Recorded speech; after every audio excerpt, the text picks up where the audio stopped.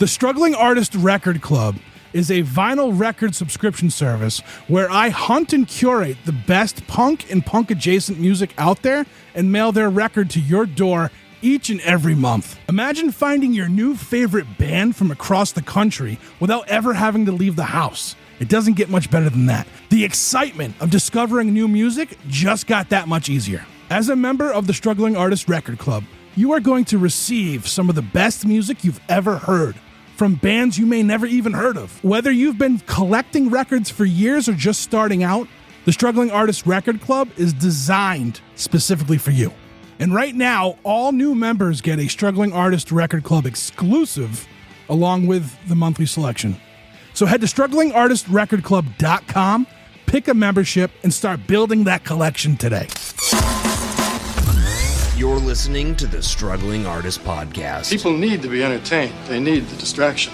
With your host, Trev Allen. I wish to God that somebody would do something to block out the voices in my head for 5 minutes.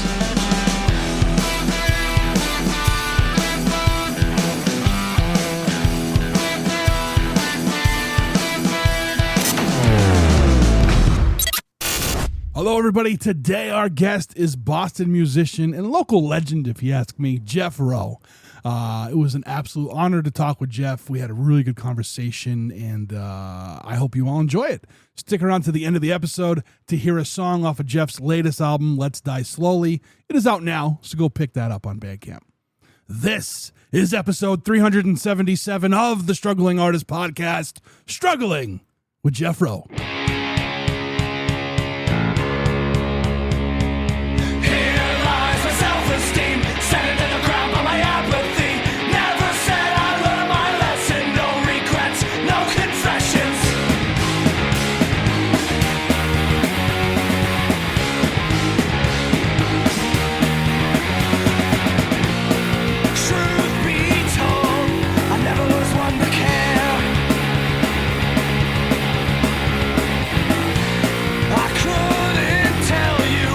Now, do you remember meeting me now that you see me? I do. Okay. I do. Yeah. We had the hardest time trying to figure out how to use Venmo. And I felt bad because, like, I know, like, the next performer that was on, like, you were trying to watch them too. And I'm like, oh, shit, I'm sorry. Like, you know what I mean? I have to believe that's operator error on my behalf. I don't know. I didn't know because it won, like, a number. And then I just hit continue anyway, and then it continued on its own. I don't know, but it was a pleasure to meet you that night. That was an awesome show at Faces. I don't know. Sometimes, like, it's been a long time that I went to see a band at the time. I went to see a band or a musician that I really didn't know their catalog, and it hit me the way your set hit me. So, Oh, thank you. Of course, man. Very much. Yeah, and I think a big favorite of everyone of yours is Island Point of View, right? And, Yeah. And when that song like that, it just really got me, and I was like, "Holy shit!" Like I got like the little like the I don't know, the goosebumps or whatever. Yeah. From it. And, yeah, it was good. Oh, wow. I mean, thank you. Of course. And then I got to see you again with Lesser Devils at Jamie's the Christmas show he puts on. Over Oh, at the there. Midway. Yeah, at the Midway. That was fun. That was fun. It was cool to see you guys That was play. our first real Lesser Devils show. I think so. I think I remember you saying that. Yeah. Yeah, we hopped on some show like last minute. I think someone's band bailed on. I think it might have been like the Cantab, and last minute, and someone was like trying to fill a slot, and we were like, I don't know, we practice enough, we'll play. So we played for no one. Yeah. It was great. That was our first show. Yeah. So that was our first real show. Yeah, that's awesome, man. That's awesome. And again, like I said, I have you on. I have a list that I keep, and like I'm like you're on the list. So I was happy that you reached out because we could kind of streamline that, you know.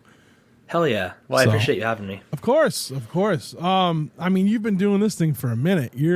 Jeff. I don't think I can go to a show in Massachusetts, and if your name comes up, I don't think there's I don't think there will ever be a time where someone doesn't know who Jeff Rowe is. You know what I mean? So, well, you know, when you're old, you stick around long enough. Right on. Yeah, you don't stray too far. Right on. Yeah, when did you get started with like playing music? When did you decide that you wanted to play music? Like 15 years old.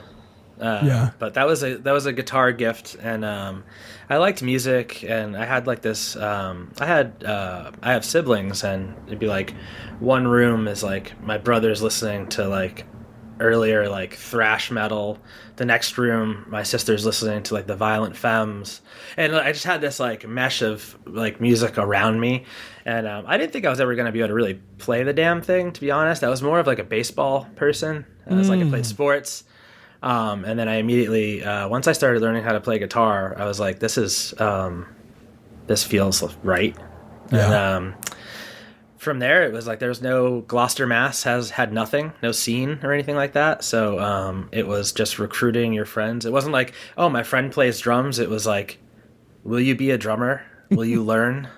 Yeah. And it was like, so that stuff was like fun. So the DIY kind of ethic was there only because it was like there's no other alternative. Right on. So I think Tied to the Bear was the first project I remember. First time ever, getting introduced to something with you involved. And I got it through Mark Lynn's record club that he had at the time. So. Oh yeah. Yeah. I'll tell you when the podcast started making that turn towards music and away from other, like at first it was like all people who created art, and then I kind of just found a lane with music. I still do whatever I want, but for the most part, it's people involved with music, whether it's a musician or a writer or a radio person, But most of the people that I talked to in the very beginning of that part was like people I found through the record club. That's cool. Yeah, so that's how I discovered some of my favorite bands. Was that's through there. That's a very intentional thing. That's a pretty great way to find like a resource. Hell yeah. So yeah. But that was my first thing. I remember that record, and I loved that record. For everything, So that band is like the culmination of like kind of like the just such a bud band. Like they're like, when we started that band, it was like members of other bands that I like really adored, and also we were really all like friends anyway. Mm-hmm. So it was like Harley, who is in like one of my favorite bands, Choke Up, and Polly, who is in like one of my favorite bands, Landmines, and then we had Matt Murphy, who's like solo on his own and like just wonderful. So it was like, I felt like every practice, everything we did, always had this like tiny bit of like joy to it. We like look around the room and you're like, we're still gonna do this, huh? This is great. Awesome. Yeah, that's cool. That's what I was gonna ask. Like, did all of you come from other projects to make this one, or was it like this was the project and then everyone just spread out afterwards? But yeah, we came to it. Yeah. That's cool, man. Because everyone you just mentioned, they're great in their own way too. You know what I mean? Like, that's awesome. That's awesome. You had Paul on. You had Paul on from I Promised did. End. Yeah. I had Paul on. Yep. I told him I'd like to get him back on to talk more about the label than anything too. So no, for sure. I want to think. Who played that night? And do you remember at Faces when I saw you? So I actually thought about this, and I wish my memory wasn't for shit. I'm old too, so like mine's gone. Was that KCUF and Billy Liar? Maybe Scotland, Billy Liar. I don't. So I'm no, like, he's a good buddy of mine. Yeah, I don't know. I'm trying to think. I can't remember. Did Hell Beach play that one? No. Hell Beach. That might have been the Hell Beach okay. show. Yeah. I remember this. I Okay. remember this. Yeah. Yes. Okay. Yeah. That was a good show, man. That was a really good show, and I think that was the first. No, it might have been the second time I had seen Hell Beach too. Those guys are great. Great band. I talk about like just what New England has for music a lot. Yeah. Not just on the podcast either. I'm out and about when I've lived in like different parts of the country, and like I always talked about the music here because like I wasn't from like the music community here. Like I grew up in Rhode Island, and like I came out for a show one time in the late 90s, I can't even remember now, early 2000s. Saw a band, and I was like, this whole thing is incredible, and like I just got really locked in to the music that was going on here, and coming, moving moving back to Massachusetts. I lived here for 5 or 6 years. I left and then I came back, and like I've been welcomed into like the music community because of the podcast, and it's just like that's awesome. I think no matter who you are, no matter what you do, you'll be welcomed into this community here, and I think that's a very special thing. And I would hope so. I think right now is a really special time for New England music too. I think right now. I do too. It's funny, as I often feel like up until recently I felt like slightly removed from it, just because like I'm a bit like can be like a bit reclusive, and just like life in general has that kind of pendulum to it where it's like, where's your mental health, where's all the things to consider, and I was kind of living vicariously through a lot of friends that have started bands and watching the scene kind of exist without even being a part of it, and it looked like such camaraderie, and everyone's like there's like always like a leg up to somebody else, just being like like people posting other people's shows. Like I remember like when we used to go out and flyer when we were like younger, and we would flyer for shows that we weren't even playing, and I felt like that got lost somewhere, but I feel that in this scene right now. Yes, and that's so cool. I totally agree with you on that. I think you're right. I think there's this like the resurgence of just kind of like supporting one another on this level. Like they might not even they might not even be able to get to that show, but they're still going to repost it or whatever on social media. Yeah. I mean, that's a pretty, I don't know if that's actually really like indicative of how music scenes are right now across like the country, but like I think it's pretty special. Yeah, for sure. Yeah, for sure. Yeah. And like I'm somebody who like when I see stuff on social media, I will share it. I'm not a big social media guy. I hop in and I have to do my posts for the podcast. Sure. And then I try to hop out and like, I mean, we'll take like, like what happened yesterday in the United States as an example, like just all the bickering that went on with that, like the extra, you know what I mean? Like, like we had two terrible events happen, and like, it just like, I don't know. I just couldn't deal with like the social media aspect of it. You know what I'm saying? Yeah. Yeah. It's a lot of white noise. I find it, I think that's another reason with like the disconnect a little bit, or feeling disconnected, is that like I don't know if to be immersed in that is really poor for my mental health. So I kind of like what you said. You kind of like click on, click off, dip your toes in, get out. Like I tend to be more that way, because I also don't like the feeling of like looking at my phone and then realizing I lost an hour. I'm still gonna do it, but I don't like the feeling. Yeah, I get you there too. Yeah, I that happens way too often, especially, or I'll hop on to do something specific and then get caught up in that, and then I'm like, what the fuck did I get on here for? Yeah. I try to step away from it. I had someone help me with the social media for a long time, because like I just mentally I couldn't do it. I was I just like I'm pretty doomy and gloomy enough. I don't need extra added to that, because it's just it's just like ugh.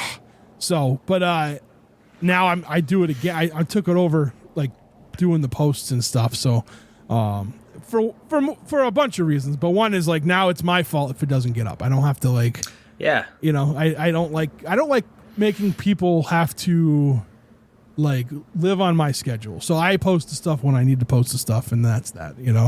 Yeah, I mean, I think that's part of the reason why I'm really like poor with like letting people know like I'm playing shows and stuff, is I'm just not a good promoter. Yeah, especially when it comes to like myself usually. But this like doing this new record, putting out this solo record, I was like the most I've done for myself in like forever, and even that felt like a little bit foreign, even though I know that's part of it.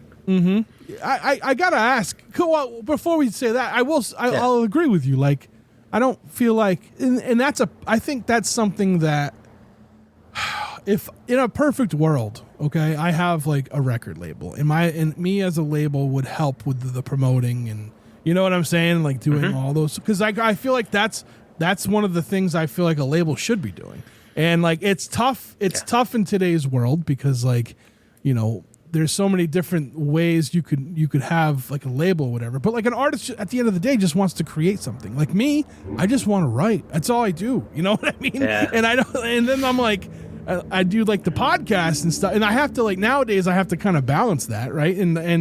But like I'm always like I get it. I get why I didn't like why it's not your job. Unfortunately, like it's you should.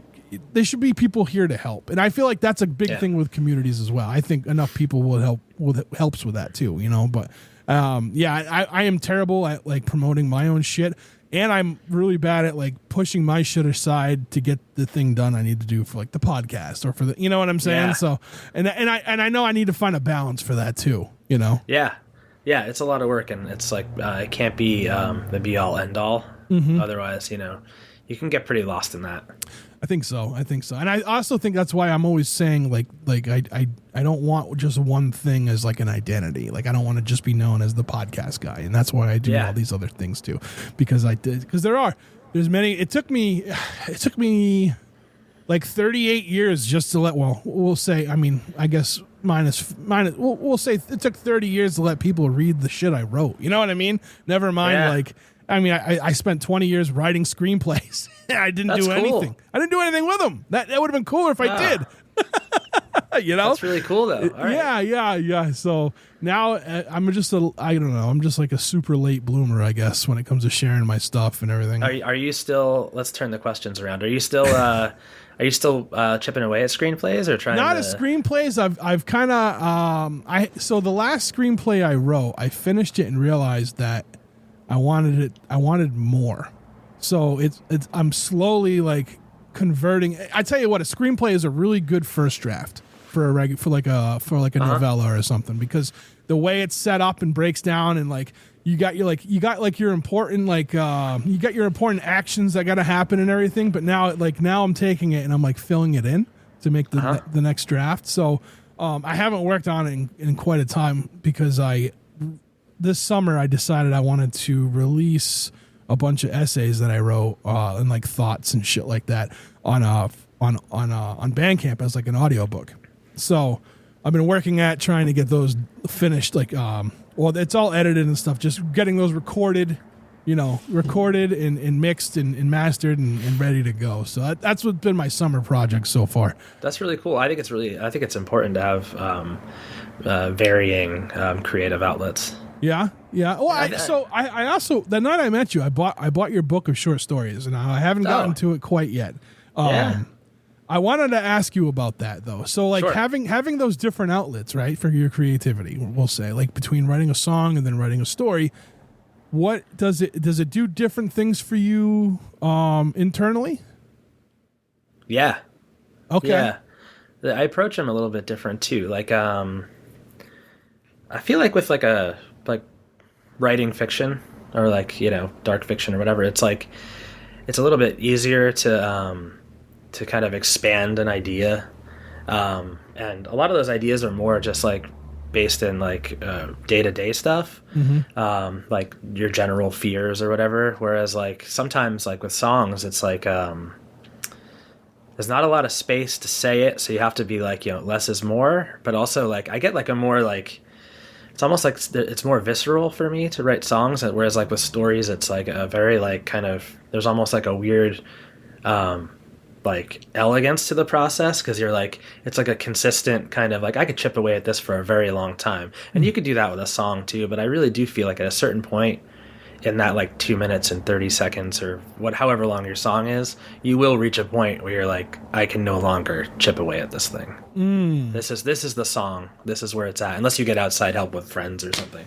Right. But with stories, I always feel like I have like this broad idea, whereas like with songs, sometimes it could be something as simple as something that happens in my life, or something like bizarre, like someone like who is like missed a button on their shirt, or like they're like going to like a funeral and they didn't get their tie right. I'll sit and stew on that for so long, and and it'll just be that one thing, and then I'll write a song about that. And sometimes I feel like I don't write songs for a while because I feel like I have literally nothing to say. Really? It's like I have to live a little bit more. I sometimes feel like I have to have another experience, because the fiction stuff lives in the story, and the songs for me are definitely rooted in like what I see in my life and who I am. I got you. That's all. That's an awesome way to look at it. And like, so I've had this thing. I don't know if you listen to the show or not, but like I have this thing about writing where I can't write a song, and I don't know how, and I've tried, and like I can't do it, and I don't know how. Like I feel like I have too much to say. You know what I mean? So to get it all condensed in, and like, you know, would be actually, I talked to Micah Schnabel about it on the podcast, and because like he's someone that he can change his cadence in such a way that he can get XYZ amount of words out. You know what I mean? And like I'm just like how. I mean, he is just an incredible songwriter too, and that like Micah and Vanessa together are just like, I don't know, like the Lesser Devils played with them, and it was one of those moments where sometimes I feel like cynical, and I really try not to, but the world is such as it is, so it's a little bit tough for me. If I'm gonna actually look around and not actively lie to myself, I do feel a bit cynical. But when I saw them play that night, I felt like that cynicism was just completely washed away, and in its place was some kind of like need to act or react, but in a positive manner. And I think that is such a wildly rare thing, and like a weird gift that someone can give to you as a performer or as an artist, is to like have this like indelible effect on you, to be like, wait a minute, there's a touch of beauty in this anger. Yeah. So I see. I that's how I feel that way about your music too, though. Thank you. I do. I really do. And like, you know,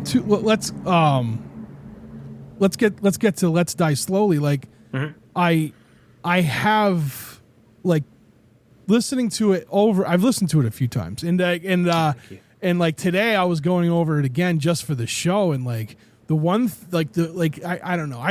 Again, I'm a storyteller. I write. So like when I listen to things, like I get like the imagery in my head and stuff like that. And a word that kept popping up to me, like while I'm listening to it, is like there's like that beauty, the beauty that you were just talking about, like that's in there, and like it gives me hope. And that the word hope just kept coming to me like while I was listening, because like I think one of the biggest things about music for me is the connection, right? Like I love bands that do like the funny stuff every once in a while, but like I am like it'll never, and it's just my preference. Like I prefer like the stuff that you can really deeply connect with, and that's something I got from this record. That means a lot to me. That's awesome. The songs are a little bit old for me too, which is kind of going back and listening to them, and I sat on that record for like 4 years. I don't know why. Really? Yeah. It was finished. COVID was happening, getting a bit wild, and a lot of transitions in my life were happening. And I just I didn't lose track of it. It just never felt like I had this like drive to put it out for some reason. I shared it with friends along the way here and there, or like a song or two. But I don't know why, but it felt like the right time now to just be like, hey, I should just put this out. I'm tired of owning it. Yeah. Because I do feel like there's like there's some kind of like relief to putting something out where it's not yours anymore. Yeah. Like I think when it's yours, it's still special, but it's like ballast. It's like I want to move on, but also like I can do that by just being like, okay, I did this. This is cool. I like it. I like it enough to share it, at least, you know. Yeah, no, that's good. That's good. Yeah, I like that. And I think you're right. Once you put something out there, like it's not just for you anymore. It's for everybody, right? Yeah, and also like the way people interpret things, you know, like it's like a song could be like I could write something about something really specific for me, and it can be something totally different for someone else, and I kind of adore that exchange, because I know when I'm like, as a fan of music, when I'm listening to music, I know that I am affixing my own narrative. Oh yeah, I do that all the time. Yeah. It's the storyteller in us, right? Like, I could take something that's not like it's like I can get something that doesn't have, we'll say it's not a concept album, right? But I still feel that overarching story to it, right? Because at the end of the day, unless you're putting out like a singles collection or something, like these songs are from you and they're about like your life or some aspect of your life, and like you're telling, like it might not be a conscious decision that they come out and they have this overarching thing. But like sometimes I've told people that and they're like, nah, that wasn't that at all. And I'm like, cool. Yeah. Yeah. You know, I'm like, all right, that's cool. I still got it that way, and they're cool with that. You know what I mean? Yeah. Totally. Yeah. That, and that a part of that too, I think, was like that record was a very like when I first went to go record with Ryan Stack, it was in New Hampshire, and it was such a solitary thing. I was always used to having, like, even when I recorded solo stuff, I always had some friends around. And when we first laid down the initial tracks, it was just the vocals and the guitar were live. We kept it live, and it was pretty much just me and Stack and myself. And you know, it was COVID, so we're like doing our version of keeping distance and like trying to and it wasn't until bringing in Stack played a bunch of instruments on it, but Christine from Little Lowe did a lot of the backups, which just gave it so much depth. And it wasn't until people started contributing to it that it became like less sad and solitary, and it started to become this like thing, because the songs are kind of sad to me, but they're also like they had much more like grief affixed to them when it was just like my voice and a guitar. Yeah. And when everything else kind of came around it, I was like, oh, this is, maybe I'm feeling a little bit of that hope you were talking about. Yeah. I think that's a thing. It's definitely a thing. And also, like, you know, the sadder the song and the more someone can relate to it, like, I think you get a little bit of hope from that too, because like you don't feel as alone, right? When you relate to something like that, you know? Totally. So yeah, for sure. I have to ask you something about the first track, The Human Toll. Yes. So in the intro, it's got that super twangy, like what is that? Like, I've heard that in country songs. I remember the Pee Wee Herman's Playhouse opens with like that twangy thing. Like what is that? A guitar noise? Is that like what? It's a pedal steel guitar. Yeah. Okay. Yeah. That like I was like, I gotta ask, because like it's something that I've heard a million times and I don't know what it is. You know. This guy Casey played. Super nice dude. He played on a bunch of the songs, just doing like embellishments and it has that twang to it. In certain parts of it, that instrument has an ability to be like really sad sounding too, really like textured. But that's what that is. That's cool. And you said you had these written like over COVID, or they were already written and done? Yeah, they were done. Okay. Yeah, they were just like kind of sitting around. I kind of didn't know what to do with it, because part of me, I'd been on a few record labels, and a lot of that, the work is kind of like predicated on the notion that you're going to do a lot of touring and stuff. And I wasn't really, didn't seem like a thing. So it was kind of like asking people to potentially invest in a record that I wouldn't be able to put like my own like real like work into it on the road. And then when stuff kind of cleared up, I kind of felt like I was a little bit on to the next thing. But I also, I'd grown a bit tired of solo shows. Yeah, to be honest. Yeah. I really love playing with people and like having like a band. And I did the solo stuff for like so long and so many shows that I felt like I had to love it again. But I felt like if I took a break from it, I would love it again, and I do now, which is great. Yeah, and it feels good to do it. But it was like the solo thing is weird, because there's a sense of accomplishment to it when you kind of like did the thing. But like it's not like, unless you're like an egomaniac, you're not gonna like get off stage and be like, great set, man. Yeah. You know, right. You're just kind of like you sit with that, and you're like, I think that was a good set. I think that was representative. Yeah. That's cool. Yeah. That's awesome. Oh man. All right. So now, have you guys released anything with Lesser Devils as of late? Yeah. You did you released something early on, right? Just an EP, yeah. And I'm so stoked on that EP, and this Lesser Devils is like, we talk about it in the band. It's like I bring like a skeleton of a song, and it winds up being like we co-write pretty much everything, including like Ken, who plays bass. He writes some of the lyrics too, which is different for me. I haven't really delved into singing other people's lyrics. It's an absolute joy because he's a great lyricist. But I basically bring a skeleton, and then everybody works on it. The song winds up sounding nothing like what I brought, and I wind up just loving the song even more. That's awesome. It's like a very, very like, it's a group effort. It's awesome. Yeah, that's cool. That's cool. Yeah, we should. We should get the whole band on at some point too. I'll talk to. Would love to. Yeah. We'll plan that eventually. Yeah, but sounds great. Yeah, no. So getting back to the new record, like, yeah, I dug it, man, and it's. I don't know. It definitely has like I said, it has that hope vibe to it. Like it kept giving that, but it had the sad songs and like the thing about it is like maybe like because I mean shit. So this was done in 2020. So when did you write the songs? It was earlier than that. Yeah, probably. Probably peppered in over the. I write like when I do write, I write like a lot of songs. Okay. So some get lost in the mix, and some are just like ones that like might be good for a band someday. But these ones were picked specifically. I had sent Stack, who produced it and played drums and a bunch of instruments. I think I remember.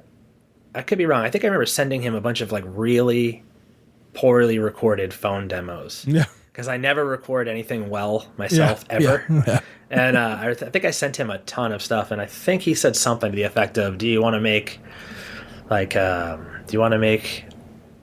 great record, or do you want to make a great sad record? And I was like, a great sad record. Mm-hmm. And so I think I don't think I'm making this up. It's so long ago that it gets a little bit blurred, especially with my memory, but I think we chose like the saddest songs that I had at the time. Yeah. Collectively. Now, do the other ones do they just live on to be something else later on, or do they just go into the treasure chest and never come back? Combo. Like there's a song on Let's Die Slowly that is on the Lesser Devils EP. Oh, is there? Yeah, it just has a different name. Oh. We named it different. Yeah. Oh, okay. So yeah. Yeah. So I guess with that too, like, do you ever play song like, so when I saw you, were you playing these songs during that, or you just went a couple of them? Yeah. Okay. Yeah. And how does that, like, once you get a new song out there like that and you perform it, right, but it's not released yet, like how does that, is that just to kind of like work it out, or are you just trying to, like, you know what I mean? Like, I don't know how else to put it. Like I'll do things like creatively, like, and I'll put something out there, but it's more or less me trying to like get like, all right, let me see how this works, and if it doesn't work, then I can bring it back and workshop it, kind of thing. I'm usually sold on the song. Like if I brought it to the point where I'm gonna like play it in front of people, I've probably scrutinized it a bit. Mm-hmm. But I think with these songs particularly, it was weird because some of those songs were recorded, done. Yeah. Before I'd ever played them live. So that was kind of strange to almost live up to a recording. Yeah, it's its own brand of psychosis, because I'm like trying to live up to a recording no one's heard, only me. So it's like they're recorded and done, but I know what they sound like recorded, and I'm trying to I don't know. I guess long story short, for the most part, I am kind of workshopping them, but I'm like looking for like my gaps in the songs, like when I'm playing them live. I guess like the song is there. Yeah, I always refer to like the stuff as like a skeleton. It's like I haven't really quite put the organs in there yet, but it's like, yeah, right on. Now, did you put this one out yourself, or did this one go under a label? Okay, you did. You ended up putting this one out yourself. Okay, yeah. Are you doing more than the digital release for it, or? I think so. I'm not sure how that's going to come about or anything. I was turning. So the record came out on my birthday. And that was part of it. And I was like, you know what? Turning 45. I've been sitting on this record. I'm just going to put it out. I knew I wasn't going to put it out on a label right now or anything like that. So I figured I just wanted people to hear it. But I do want to wind up getting a vinyl release. Wait, so the 10th is your birthday? Yeah. Oh, well, happy belated birthday. Thank you. Yeah. Thank you. You share your birthday with a friend of mine and my sister, one of my sisters. Yeah. That's a popular day. I know. What's going on with that? I have a I have a few friends that wound up on the 11th and the 9th, so everyone's peppered in that area. Yeah, I know people on there. the 9th. My other sister's the 4th. Like, yeah. No, that's I turned the big 45. I've been telling everybody I turned 50 to try to see if I can get compliments. I still think, hey, you look younger than 45, my friend. So, Thank you. Of course. Where, like, so when you write a song, tell me about like the experience you go through, like when you get the idea. Where does that come from? I usually have, well before I have, like, a lot of people have like, they'll like strum their guitars or do, they have like a melody in mind. I definitely just have like a moment in mind that I'm trying to put music to for the most part. Like, kind of like what I said about someone missing a button on their shirt. Something random that made me feel something like being like, oh, that person seems uncomfortable because they never dress up because they don't really go to funerals or stuff like that. And that's like a moment that I have, and then I usually start thinking about like how does that equate to like my life, and then I kind of build around that. Yeah. So you take which I think is the opposite. So you try to find like how it relates to you. Yeah. A little bit. Yeah. That's cool. That's a cool way to think about it. I feel like in the world, I think people should do that when they like meet somebody. You know what I mean? Yeah. Like they try to relate more than just fucking some level of quick to judge, right? Yeah, I mean, there's an ocean that we don't know about each other at any given moment. Yeah. Like an ocean's worth of information. Like that's like, so empathy's nice. Yeah, for sure. But yeah, it usually starts like that. Sometimes, like I said before, some of the songs that I've written along the way were so personal and rooted in my life that it felt like I'd said everything I needed to say. Right. Or kind of like put that stuff, like kind of threw some dirt on that stuff. And then I just felt like I needed to live a little because I don't want to sit down and just be like, I need to write a song today. I don't think that's me. It's cool that people do that. I think that's some work ethic, and that's awesome. But I don't think I have that in me. I think a song usually has to chase me a bit. I like that. I think that might have been one of the first processes that I've heard for that on the podcast. So cool. I'll take it. Yeah. No, I do a similar thing with like writing. I need to like something happens and like I get it, just the floodgates in my brain just open up, and you know what I mean. Mm-hmm. And it could be something like just like what you said, like you see somebody and like their tie's a little off or something, or it could be like I remember I was getting ready to head down to my sister was having her first kid, and I was getting ready to head down there because the baby was coming just like a little bit early, and a song came on, and it like all of it, like I just stood there for about 5 minutes and outlined it, and that's the script that I just finished, like that I'd finished. Oh. And that now I'm working on like the second draft of, because like the whole story, that's what happens. Like when I get an idea for that, the whole story is played in my head. And then I'm like, I need to outline this right now or else I'm going to lose it, you know? And I outline something. I do a brief outline and I can barely read my own handwriting. So like all that happens, you know, but then I got to decipher it later and figure out what the fuck I was trying to say. But, you know, then everything else, the filler stuff just comes so easy for me, where once I get the outline, like I'm like, all right, I'm good. Like, let's go, you know, and I just dive into it. And I always feel like I have too much to say when it comes to needing to write something short and not enough to say when it comes to really long form stuff. So I got to find that balance, man. You really should try songs. Now that you say that, I do on like the notes section of my phone. It's actually just like a bunch of like a one sentence note. And it's just because I was like, I don't want to lose this, but I know I will. Also, like I get so especially like working all the time, I get so sidetracked with stuff, and I think it's a lot of people have this where like you be in the middle of like your workday and realize that you're incredibly motivated to do something creative while you're definitely it's always in the worst time possible, and then when you have nothing to do, you just stare. Yeah. I have nothing to do, and I'm like, you know what sounds great? A nap. I love naps. The older I've gotten, the more naps It's a lovely thing. Yeah. Underrated. Yeah. No, I totally agree with you there. And like the project that I'm hopefully is going to be released this fall. All of those came from like I saw something, or or a thought just kind of popped into my head, and I just wrote it in my notes app, and then I like wrote something with it. So if I do a print version, I see it as whatever that note was that I wrote is going to be in like italics at the bottom, and then everything else that's above it is like what came from that, you know. That's how I see it in my head, but who knows? I might not even put it out in print. I might do the audio and just leave it there. I don't know. Who knows? Yeah, I think there's, I mean, I'm sure that you've created stuff too where you're like, or like, maybe this is just for me, you know, like, I don't know if you've ever done that. Like, I've definitely written songs. I did it for 30 years. Yeah.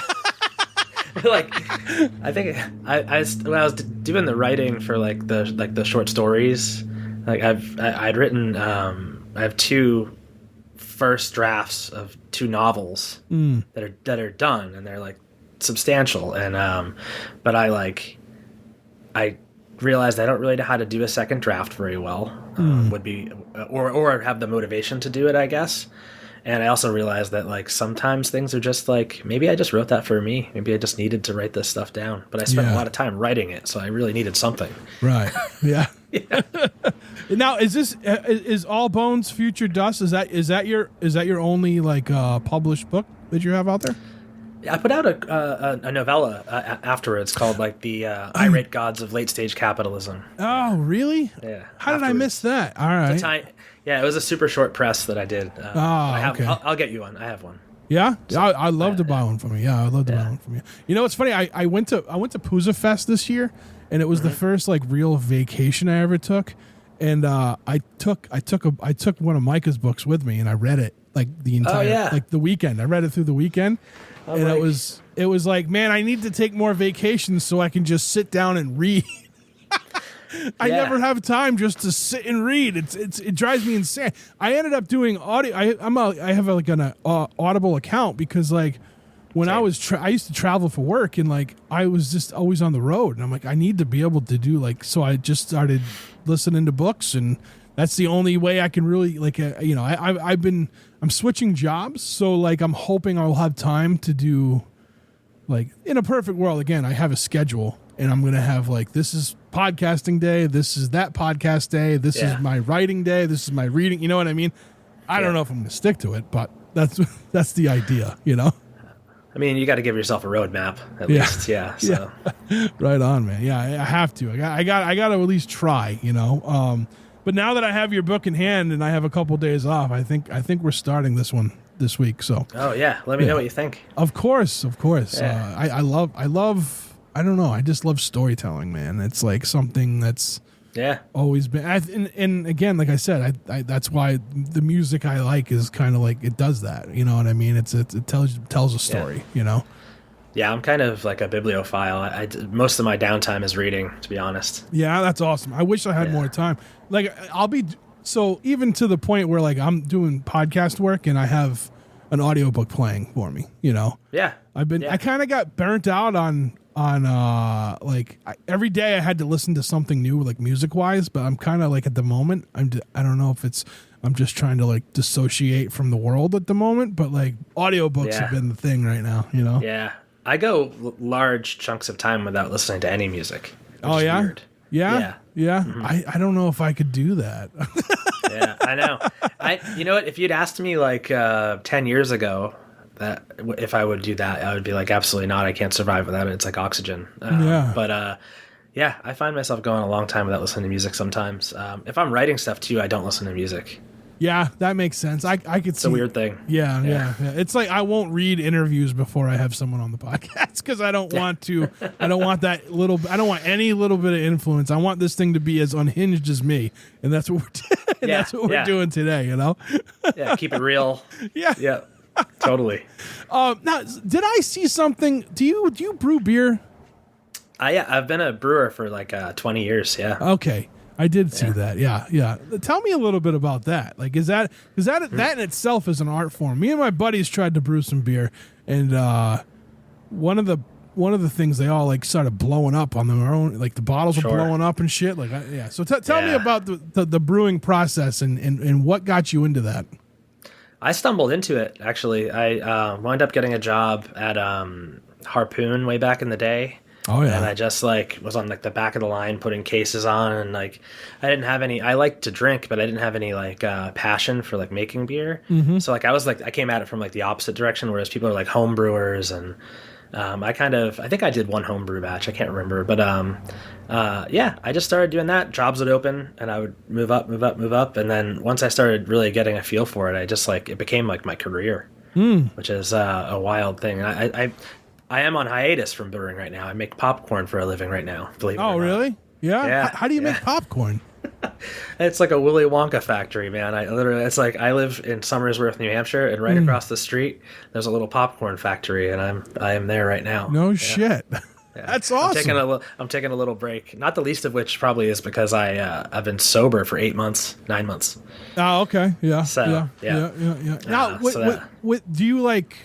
You take care of the equipment and all that stuff too? Did you like? Yeah. You got Yeah, So it's like a factory job, really. When you think about it, it's like like brewing's the same. It's very much a factory job with some very like kind of concentrated elements that are a little different. Oh, that's cool. Yeah. Because like what I do for work, I'll tell you later because I don't usually talk about my job on here. But I gotcha. But yeah, I know. Just a question. I'll have a question for you about the whole brewing process and equipment and stuff. So, but yeah, man, that's cool. That's cool. And like, I don't know I guess I don't know how people would make. How do you make popcorn kernels? So like, how do you get the? It's kind of not that dissimilar from. So the way that we do it is like it's kind of has that like artisan tilt to it. So it's literally like little stainless steel like poppers we put oil and kernels and it pops. Oh, and so you're popping it. You're popping it. Yeah. Like, oh, okay. I thought you were like growing the corn and then like shaving off the kernels or whatever. It's honestly like people used to say like, when they'd come visit me at breweries, they'd be like, this is like, they would use that Willy Wonka term. And the brewing has nothing on popcorn when it comes to that. There is this weird element to it that it's almost like you are laboring for like 8 hours a day or 9 hours a day, but it's hard not to look around and almost kind of smirk at what you're doing. Yeah. It's like, you're like, so I've like traded in, like I used to show up to parties with like, all the free beer, and now I'm showing up with like bags of popcorn. I love popcorn, Yeah. Somebody else can bring the beer for now. I plan on getting my boots back on though and brewing again, but yeah. That's cool. It's good to take a break from things sometimes, It's been a long career. 20 years is that's a long time, dude. I don't think I've done anything for 20 years other than be alive.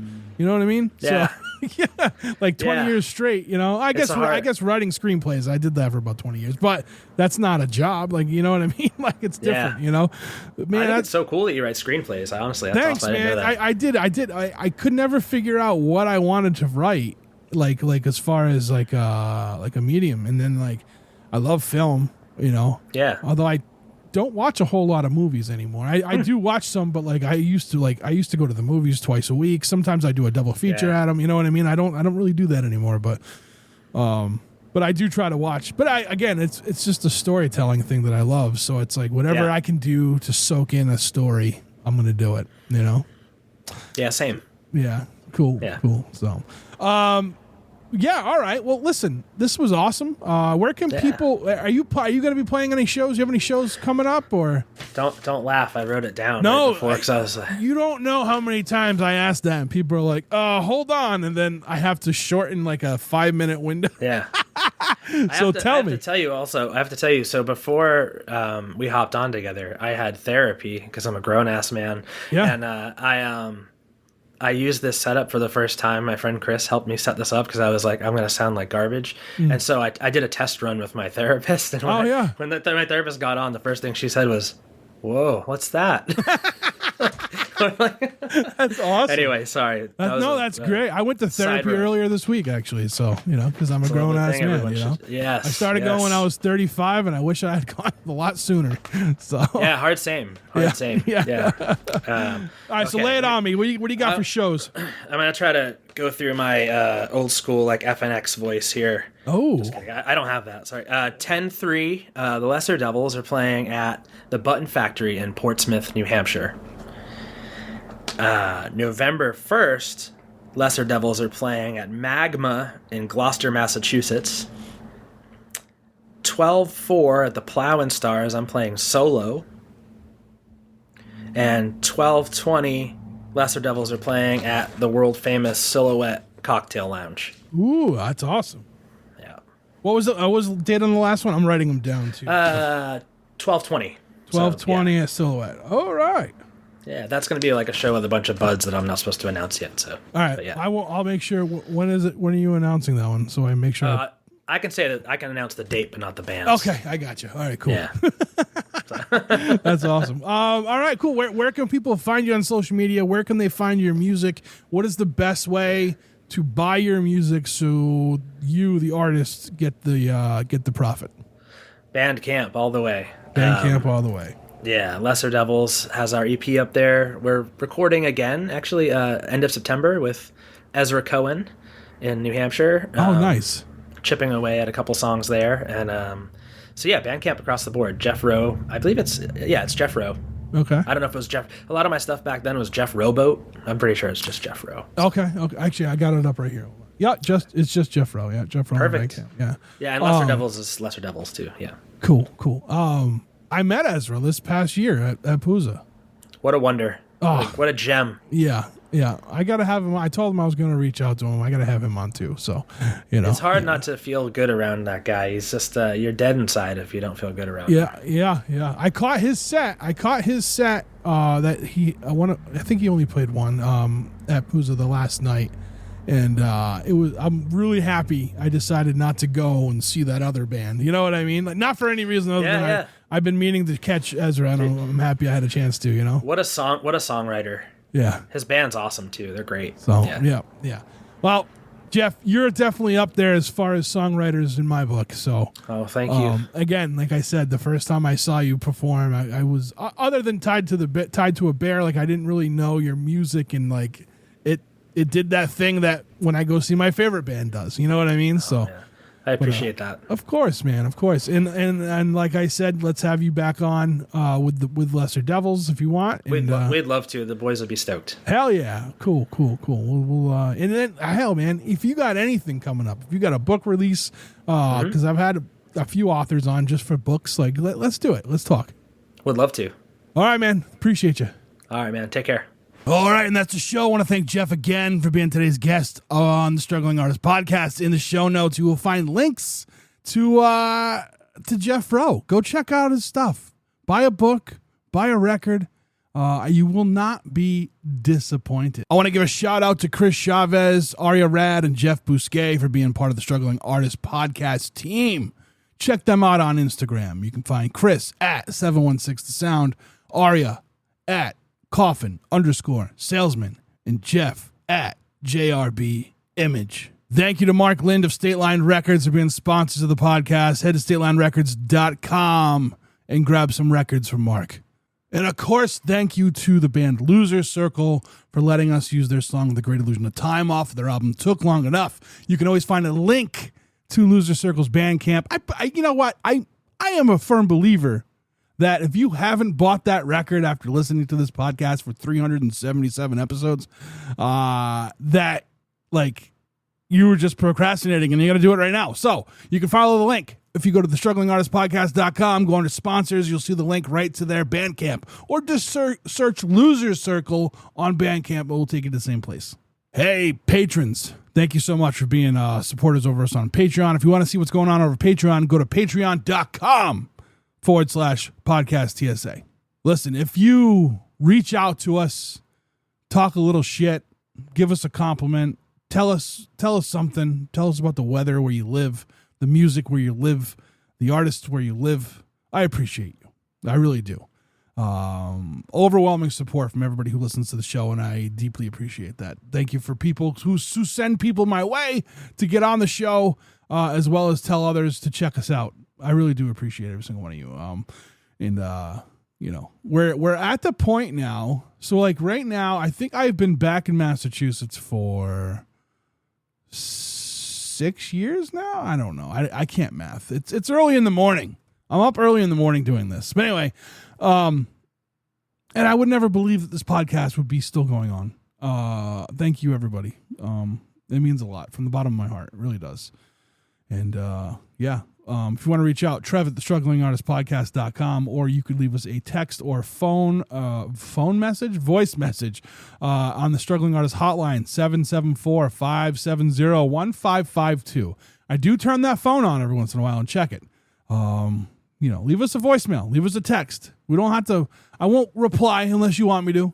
We won't play them on the air, or read them on the air unless you say to, It's just a way to keep an open line of communication that everyone does nowadays, is looking at the screen of their phone. So, again, if you want to reach out to the podcast, 774-570-1552. All right, and as we close out today's episode, here is Jeff Rowe. The song is called Death Was a Big Parade, off of his latest album, Let's Die Slowly. Until next week, take care of yourselves, and we'll talk to you then. Winter was a hard time. I felt like an orphan. I waited for the right line just to say how I felt numb. Spring found me feeling numb.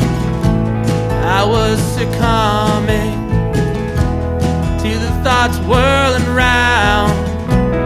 Hurricane that is my life. You're forever on my mind. You're forever on my mind. Summer was a fire pit, and I was left burning. Spread the ashes on the ground, and the earth swallowed me up. Fall was an explosion, my love, my New England. And I sat in awe of you, whispered, keep me for all time. Please keep me for all time. 'Cause you're forever on my mind. You're forever on my mind. How bittersweet this life. Let's die slowly.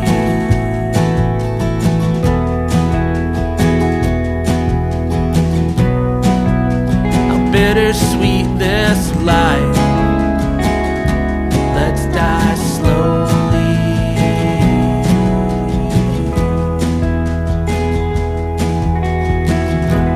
Death was a big parade. I thought I saw you there. When our eyes met, we just had